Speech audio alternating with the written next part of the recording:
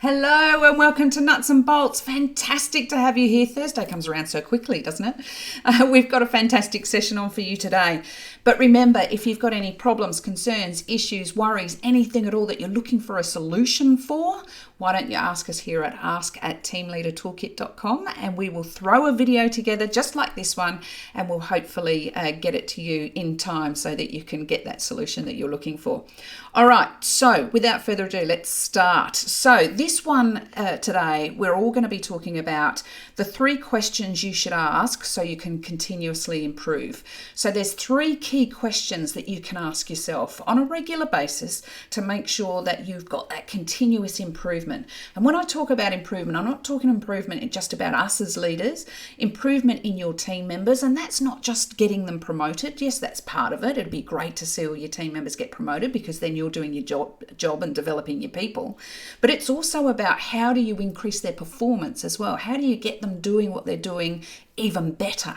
So we're going to ask these 3 particular questions that is going to be key with regards to continuously improving not only you, your people, but also the department that you're working in as well. So let's have a look at what those 3 questions are. The first question I want you to ask yourself is this the best way to do this task?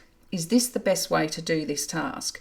So, sometimes we say, look, I've asked this question a number of times. How many times do I have to ask it? We have to think about, are we asking the right people? For number 1, are we asking the right people? Because, maybe we're not. Number 2, has new technology come around? Has something been invented now? Is there something that we can make that task a little bit easier because there's these new things that have come out? So that's another one.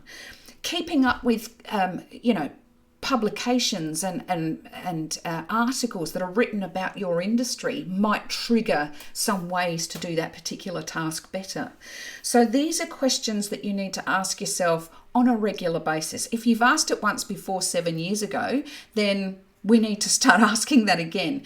Is this the best way we can do this task? Ask the people around you, ask the person that's doing that particular task. Have a look at new technology around the place. Maybe something's been invented or something's come down the line that's going to make that task easier. Keep up with publications and things like that so that you can keep up with the industry standards. Maybe somebody in the same industry as you has found a better way to do that task, cuts that task in half, less errors, all sorts of things. So keep your eye out for that particular question and make sure you ask it on a regular basis. Number 2, the question I want you to ask, is there something that we're not doing that we need to? Is there something that we're not doing that we need to? So what do I mean by that? And I'm going to keep looking down at my notes because I've got some great notes down here. So even when you're feeling overworked or are feeling a little bit overwhelmed, you can't improve if you don't ask this question. So remember Kodak? Do you remember years and years ago there was Kodak, and they were the king of film, right? So they were the leading industry in developing film and photos and all that sort of stuff. And when the digital age came along, Kodak didn't want to be pushed off their perch as number 1. So they didn't look at digital. They kept saying, no, we're doing really well here. We're the head of the game. We're the market leader. We're going to stay and do what we're doing. They didn't ask themselves the question, is there something we're not doing that we need to? Because if they'd asked that question, they would have known that the digital world was coming. It was coming at a fast rate of knots, and it was going to have a huge impact on their business. Because they weren't looking for it. They didn't ask themselves that question. And therefore, who's heard of Kodak now? Okay, it's a real shame, but it took a very short period of time to fall off that perch of market leader, and the digital age came upon us really, really quickly. So that question is really, really important to ask yourself as a leader.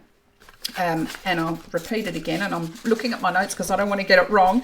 Is there something that we're not doing that we need to? So that's question number 2.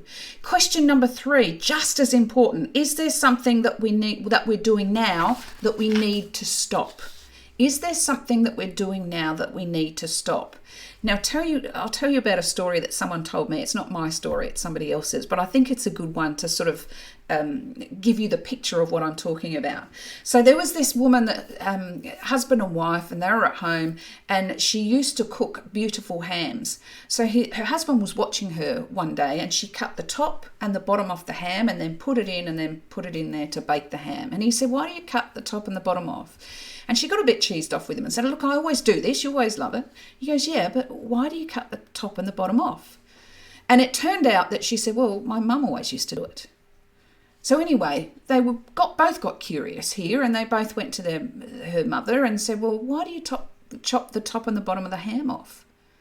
And she, got a bit flustered, and she said, "Well, my mother always used to do it." So they ended up going to the grandmother and saying, "Why do you chop the top and the bottom of the ham off?" And the grandmother said, "Well, I didn't have a baking dish to fit the whole ham in, so it had to be cut off." So it had nothing to do with the cooking process. It had nothing to do with the flavours or how the ham was going to come out. It was just she didn't have a baking dish to put it in. So then it just got handed down that that's what you do. You cut the top and the bottom off. So just looking at that, what are we doing that we shouldn't be? She shouldn't have been cutting the top and the bottom of that ham off. What are you doing that you shouldn't be? So I guess it's just an indicator of, let's have another look at. We're doing something. Should we stop it? Should we stop this particular thing? Why are we doing it? Is it worth doing it?